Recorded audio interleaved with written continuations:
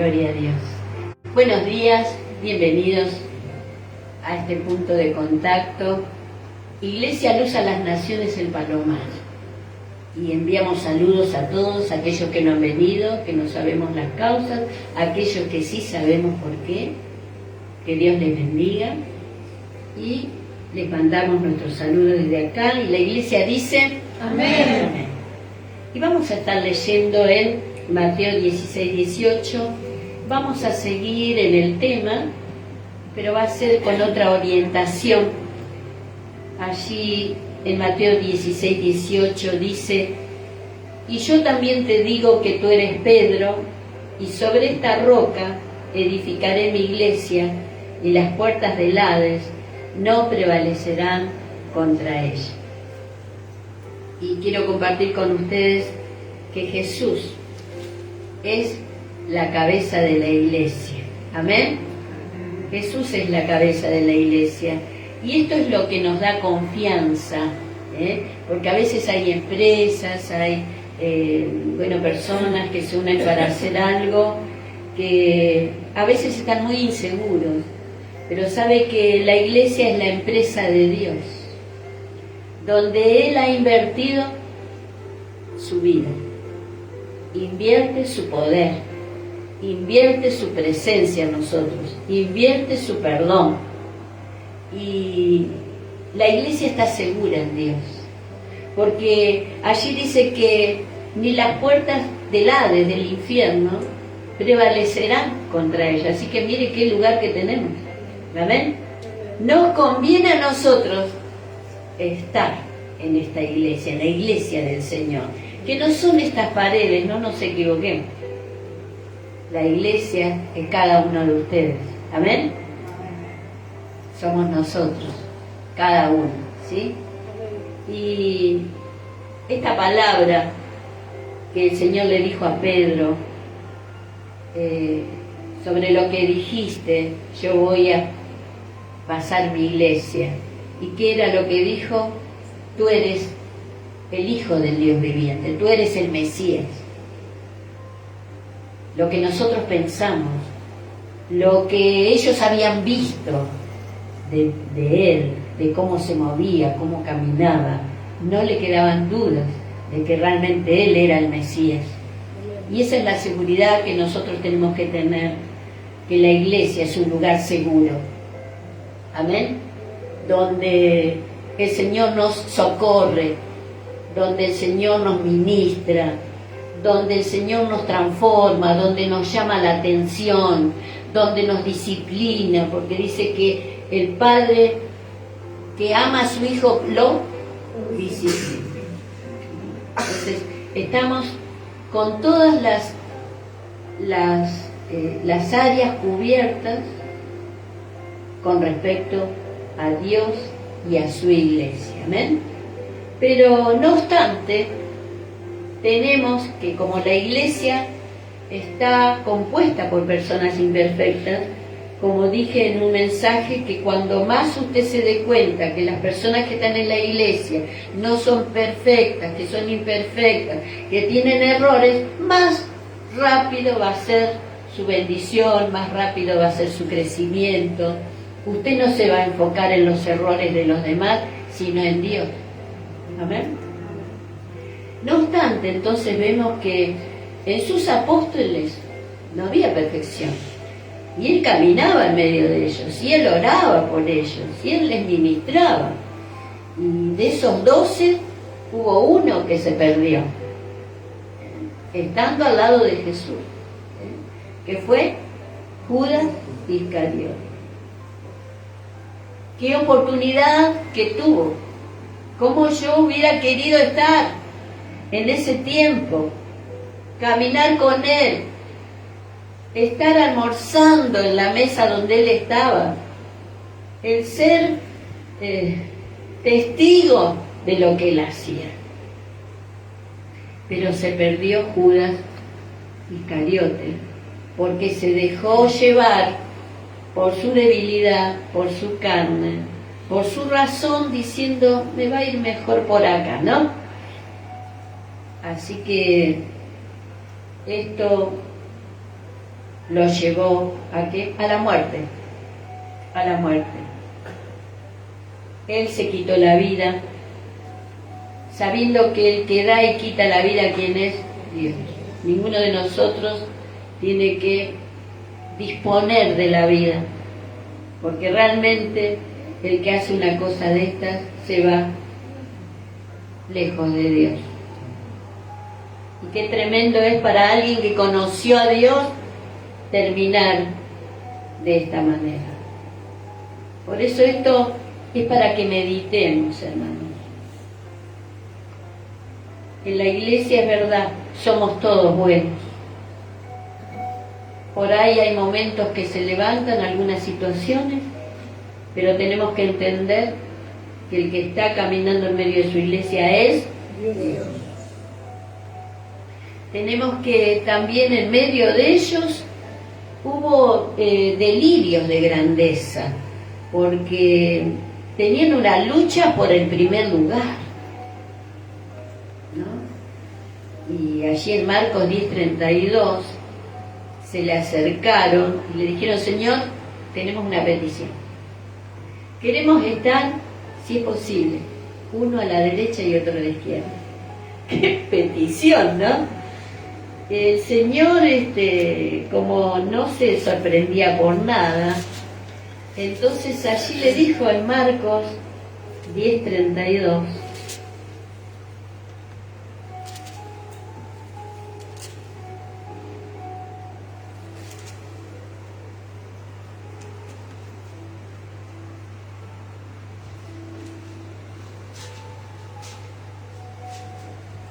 Marcos es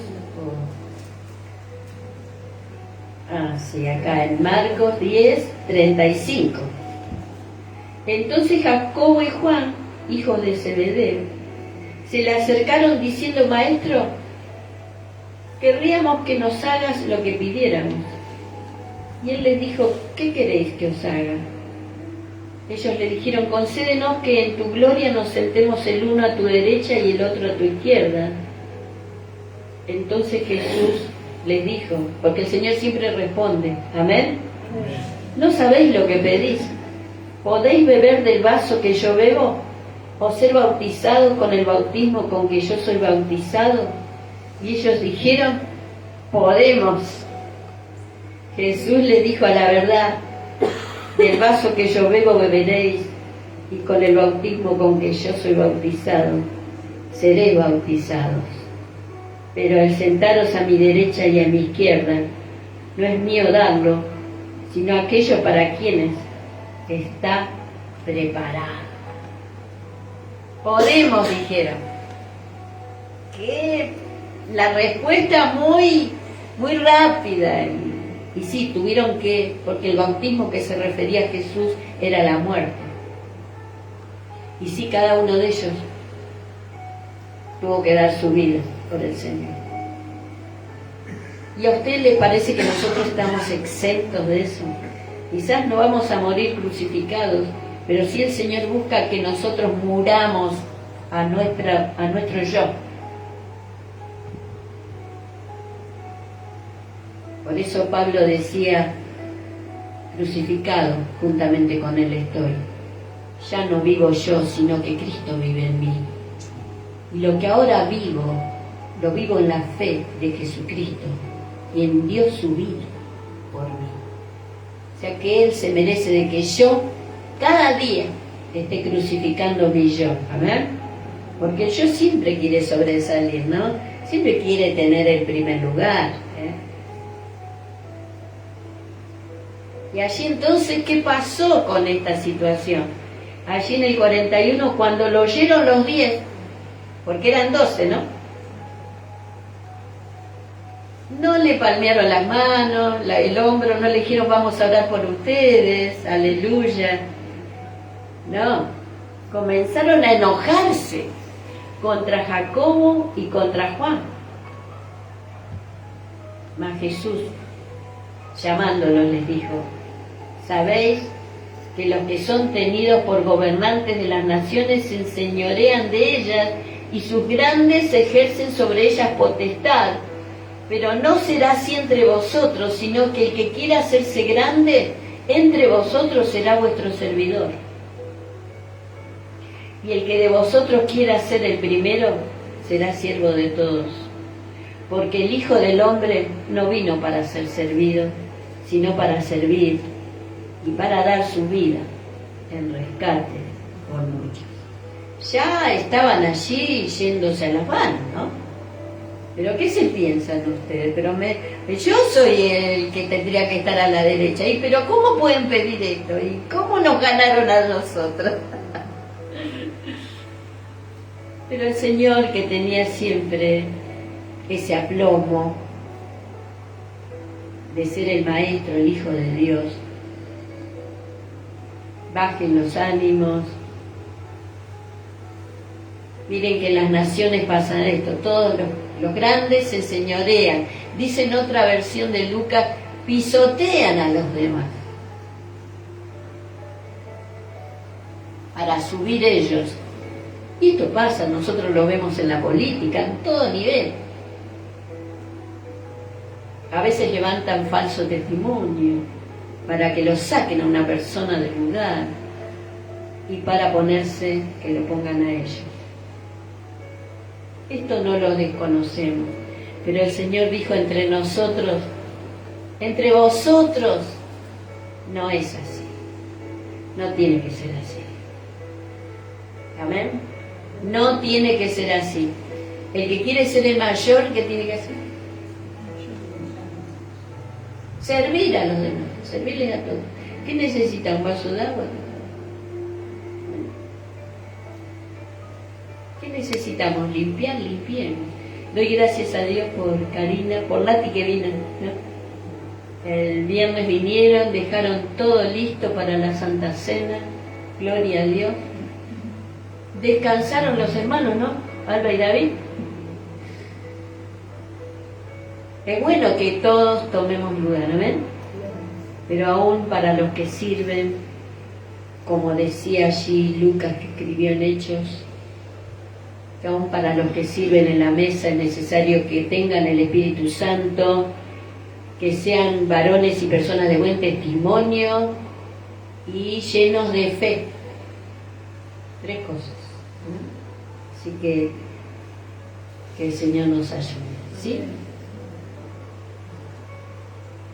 También tenemos que, no obstante a que el Señor es la cabeza de la iglesia, tenemos que uno de sus apóstoles se perdió, se levantó en contra de él, en contra de Dios, en contra del Hijo de Dios, en contra del Salvador. Los deseos de la grandeza de Jacobo y Juan. Y también la madre, incluida en el pedido de lugares preeminentes para sus hijos. Mateo 20:20.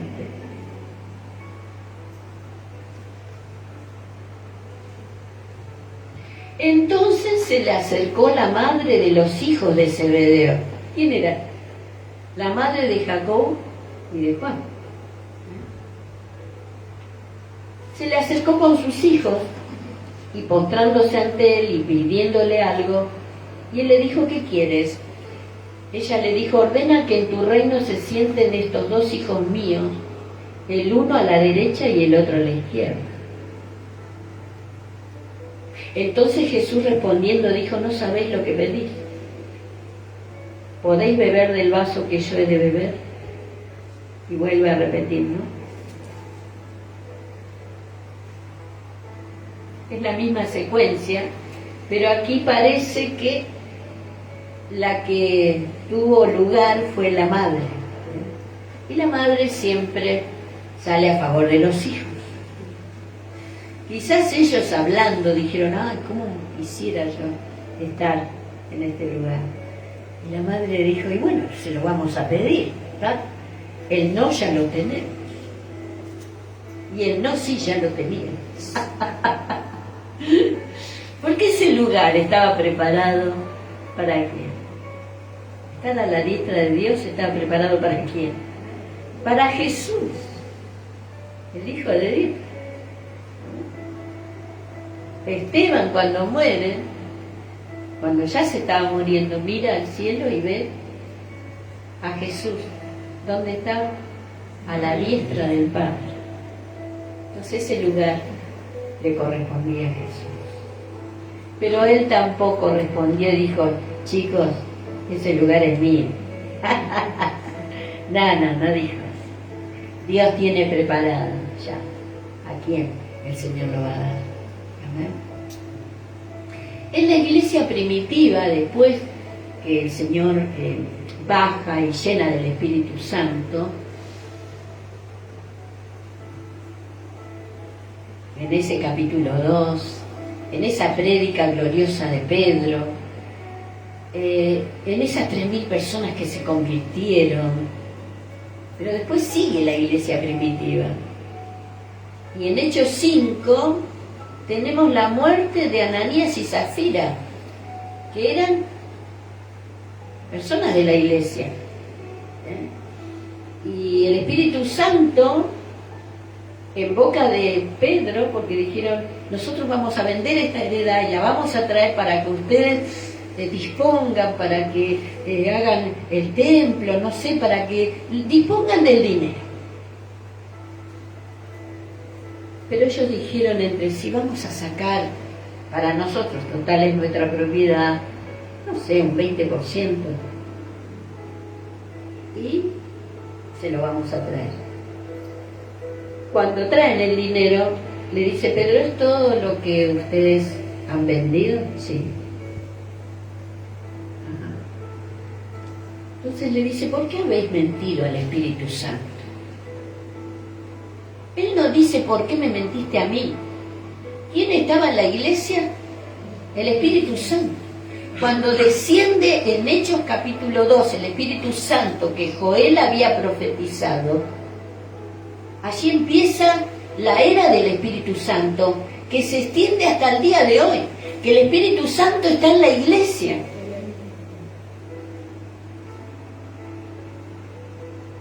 Y sabe que en el momento, ahora sacarán tu cuerpo. Y se cae muerto delante de Pedro. Lo estaban sacando y entra la esposa, Zafira.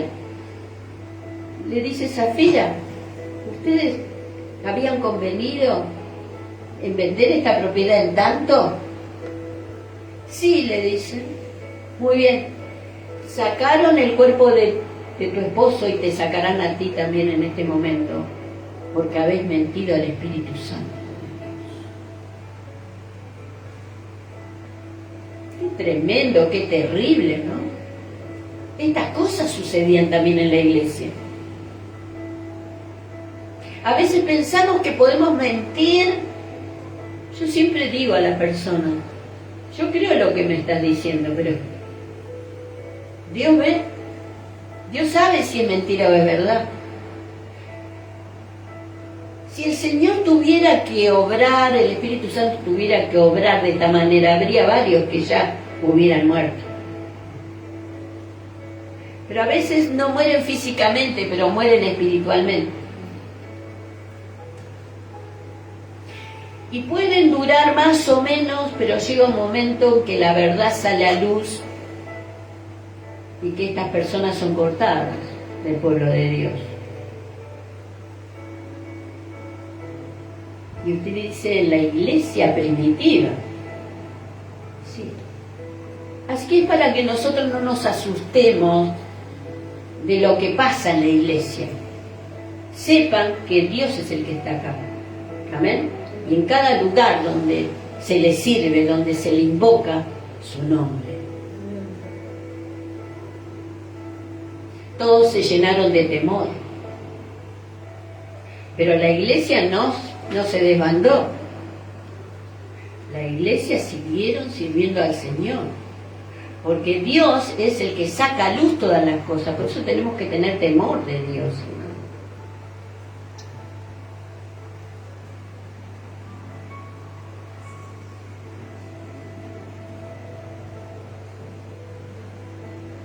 También allí en la iglesia tenemos a Pablo, que confronta a Pedro por su hipocresía. Porque ellos sabían, Pablo era apóstol a los gentiles y Pedro a los judíos. Pero allí en Gálatas 2, 11 y 14, por eso nosotros somos más responsables que la iglesia primitiva, hermanos. ¿Saben por qué? Porque nosotros tenemos todo escrito. ¿Amén? Ellos en aquel entonces no sabían, algunos se enteraron, otros, pero nosotros acá tenemos todo escrito. Sabemos la historia, sabemos lo que pasó. Tenemos entonces que Pablo confronta a Pedro en Antioquía. Leemos, disculpen hermanos, se cortó, yo no lo había visto. Dice así en Gálatas 2:11, pero cuando Pedro vino a Antioquía, le resistí cara a cara, porque era de condenar. Pues antes que viniesen algunos de parte de Jacobo, comía con los gentiles. Jacobo era el pastor de Jerusalén.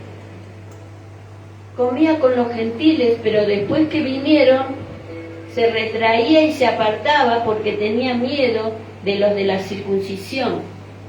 Y en su simulación participaban también los otros judíos, de tal manera que aún Bernabé fue también arrastrado por la hipocresía de ellos. Pero cuando vi que no andaban rectamente conforme a la verdad del Evangelio, dije a Pedro, delante de todos: si tú siendo judío vives como los gentiles y no como judío, ¿por qué obligas a los gentiles a judaizar? Y sigue, ¿no? Confronta a Pedro. Claro, él estaba muy bien allí con ellos, pero cuando vinieron hermanos de Jerusalén, dije, si me ven junto con los gentiles, van a hablar de mí, ¿no? Me van a llamar la atención. Pero allí Pablo lo confronta. Qué bueno que, hermanos, que nosotros son apóstoles ellos. Estaba Bernabé, que era el compañero de Pablo. Bernabé también fue arrastrado en la simulación. Y bueno, simulemos que estamos acá, pero no estamos.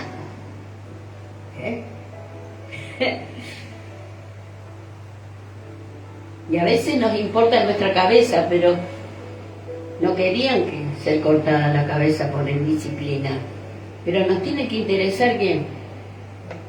Dios. El que ve, el que mira el corazón, el que sabe la verdad. Y de tal manera, Pedro, no sé, se ve que fue tocado por la palabra, y en segunda de Pedro él escribe de Pablo. Y dice en segunda de Pedro 3:15. Y tened entendido que la paciencia de nuestro Señor es para salvación, como también nuestro amado hermano Pablo, según la sabiduría que le ha sido dada, os ha escrito, casi en todas sus epístolas, hablando en ellas de estas cosas, entre las cuales hay algunas difíciles de entender, los cuales los indoctos e inconstantes tuercen, como también las otras escrituras, para su propia perdición. Hermanos, no tenemos que tomar lo que a mí me conviene y ampararnos en una palabra, dejando afuera toda la verdad de Dios que habla en la doctrina de la iglesia. Amén. Así que allí vemos que Pedro reconoce a Pablo como siervo de Dios. Como nuestro hermano Pablo, según la sabiduría que el Señor le ha dado, porque realmente el Señor lo revistió de sabiduría, porque pudo escribir todas las epístolas del Nuevo Testamento, casi todas, que hablaban de la doctrina de la iglesia, que hablaban de la escatología, de la segunda venida de Cristo, que hablaban de las cartas pastorales a los que eran pastores, como Tito y Timoteo.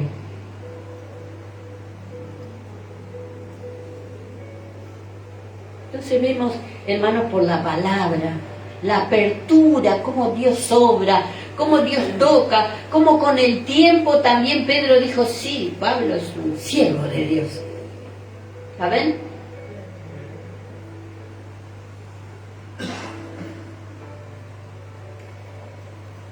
Pablo y Bernabé también tuvieron problemas. No es posible, pastora, ¿es verdad esto? Sí, es verdad. En Hechos 13:5, ellos habían sido compañeros de misión, y allí estaban preparados para hacer Bernabé y Saulo. En el 13:5 dice: y llegados a Salamina anunciaban la palabra de Dios en las sinagogas de los judíos. Tenían también a Juan de ayudante, que es Juan Marcos. Y habiendo atravesado, lo nombran a él.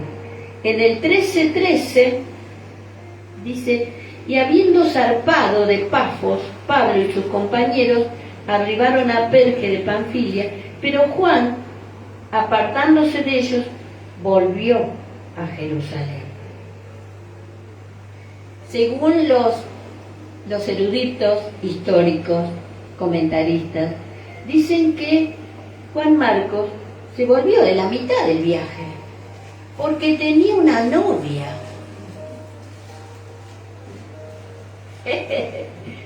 Y se ve que la quería ver, la extrañaba, no sé.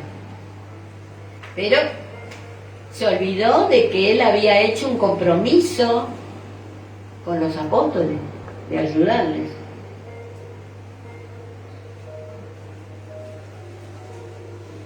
Y allí en Hechos 15, en el versículo 36,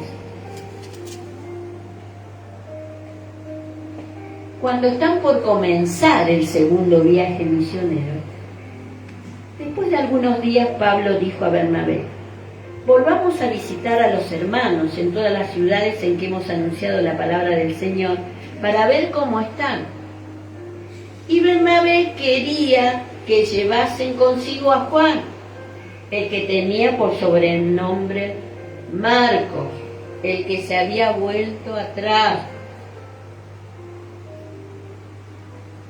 Y en el 38 dice: pero a Pablo no le pareció bien llevar consigo al que se había apartado de ellos desde Panfilia y no había ido con ellos a la obra. No le pareció bien. Y avanza allí en el 39 y dice: y hubo tal desacuerdo entre ellos que se separaron el uno del otro.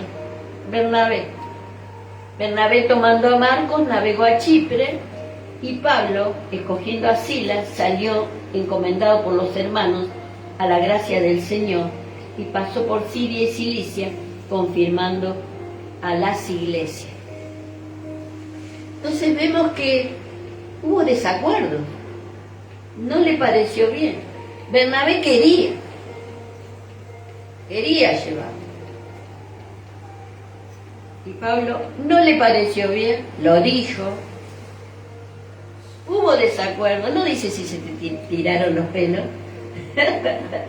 pero hubo desacuerdo y no llegaron a un acuerdo. Entonces digo: bueno, está bien, vos andate con Marcos y yo tomo a alguien conmigo, que fue a Silas, y se fueron a hacer el viaje igual. Pero allí en Segunda de Timoteo 4:11, pasó el tiempo ya, Pablo estaba para ser sacrificado. En Segunda de Timoteo 4:11 dice: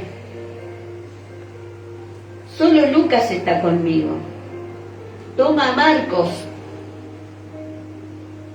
y tráele contigo, porque me es útil para el ministerio. ¿Por qué habrá cambiado de idea Pablo? Porque en este tiempo habrá visto también su evolución. Porque si nosotros queremos servir al Señor, tenemos que dar muestras de un buen testimonio. Que nos podemos equivocar, sí, pero también podemos reivindicarnos y lo que hicimos mal no hacerlo más, como dice Job 34. Entonces, hermanos, vemos que el Señor es el Dios que nos da oportunidades, pero conforme a la actitud de nuestro corazón, a nuestros cambios. Así que ahora sí, tráelo, tráelo, que me va a ser útil para el ministerio. ¿Para qué? Para el ministerio. Y él era, ¿qué? Ayudante, servidor. No dice que era predicador, era colaborador, era ayudante. Y es parte del ministerio. Pero también para ser parte del ministerio tiene que haber un cambio de vida. ¿Amén?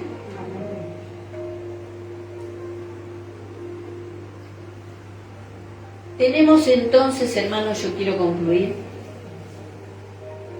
En Mateo 18:19 dice: otra vez os digo que si dos de vosotros se pusieren de acuerdo en la tierra.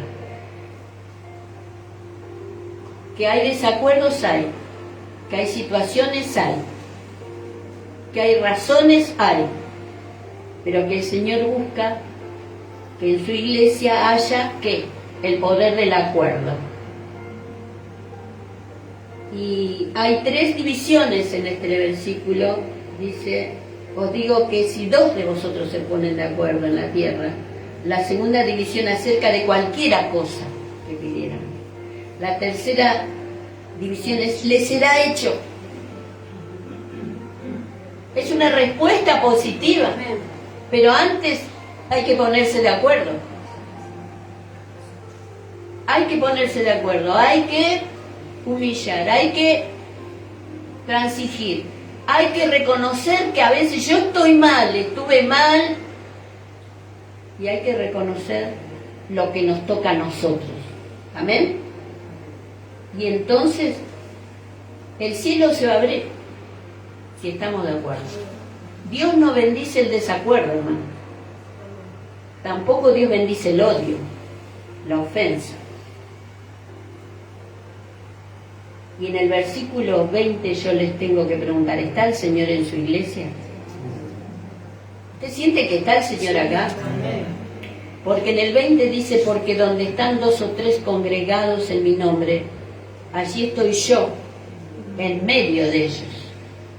Yo tengo esa seguridad, esa confianza, de que si hay 2 que están congregados en el nombre del Señor, allí está Él. Por amor a esas personas está Él. Y quiero concluir con el versículo de Hechos 15:28 que dice: porque ha parecido bien al Espíritu Santo y a nosotros. Nosotros tenemos que estar concatenados con lo que el parecer del Espíritu Santo, no el parecer de cada uno en particular, es el parecer del Espíritu Santo, porque el Espíritu Santo está en medio de su iglesia. ¿Cuántos dicen amén? Amén. Y nosotros tenemos que bregar, tenemos que perseguir el estar de acuerdo a lo que le parece al Espíritu Santo. Entonces su iglesia va a ser edificada, su iglesia va a crecer, en su iglesia va a haber milagros y va a haber llamados y va a haber todo lo que el Espíritu Santo quiere. Pero tenemos que entrar en ese acuerdo, entrar en el parecer de Dios, porque muchas veces la mente del ser humano está divorciado del parecer de Dios. A veces entendemos todo al revés. Entonces tenemos que concatenar nuestros pensamientos conforme a lo que el Espíritu Santo quiere hacer, hizo hace y hará. Esto es lo que tiene que ser nuestra premisa, nuestra filosofía de vida, el estar conforme a Dios, el estar de acuerdo entre nosotros. Hay muchas mentes, no podemos en todas las cosas estar de acuerdo, pero por eso el Señor puso a alguien que esté al frente. Amén. Para que dirija, para que enseñe, para que discipline, para que reprenda.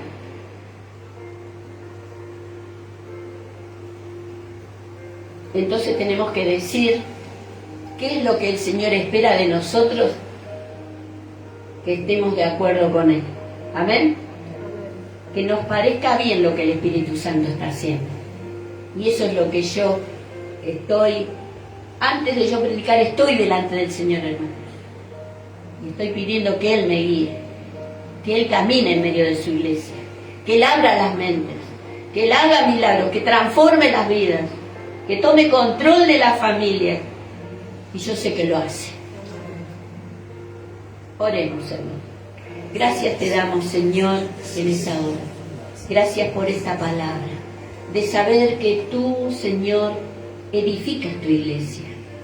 Porque, como dice en Efesios 5, tú amas a tu iglesia. Tú diste tu vida por tu iglesia. Y tú, Señor, la vas a amparar en contra de cualquier ataque del infierno. Gracias te damos, Señor. Bendice a mis hermanos que están viendo este video, que sean edificados también, en el nombre de Jesús. Que si dejaste de ir a la iglesia por cualquier problema, que el Espíritu Santo esté tocando tu corazón, que puedas arreglar tus problemas, para que puedas estar dentro de los congregados que son salvos. Señor, te ruego, Dios, que bendigas a mis hermanos, que hagas un milagro en ellos, en aquellos que están enfermos, en aquellos que están imposibilitados, en el nombre de Jesús, y vuelvan a congregarse, que hagan cultura de congregarse, que hagan cultura de ser fieles a ti, que hagan cultura de estar de acuerdo contigo y de buscar el parecer tuyo, Señor, y no el de nosotros. Gracias te damos, Jesús. Amén y amén. Bueno, que Dios les bendiga. Nos volvemos a ver el día jueves, más o menos 8 menos cuarto, vamos a estar transmitiendo la palabra del Señor. Un beso y que terminen este día tomados de la mano de Dios.